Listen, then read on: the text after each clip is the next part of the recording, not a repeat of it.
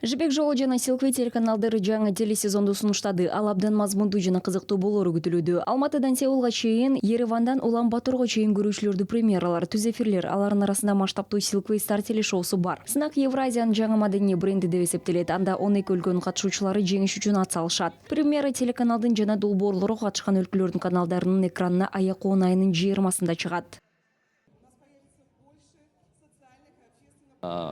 5 episodes already, and the one just one by one is totally different, and the contents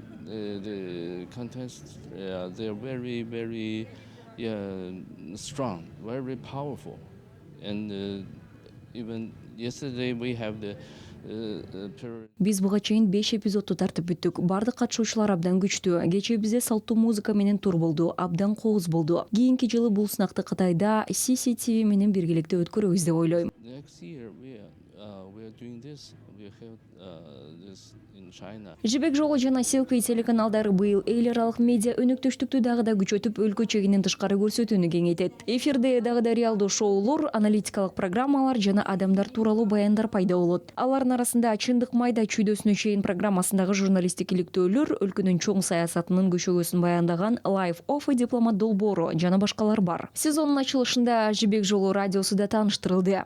Мы готовим огромное количество новых проектов.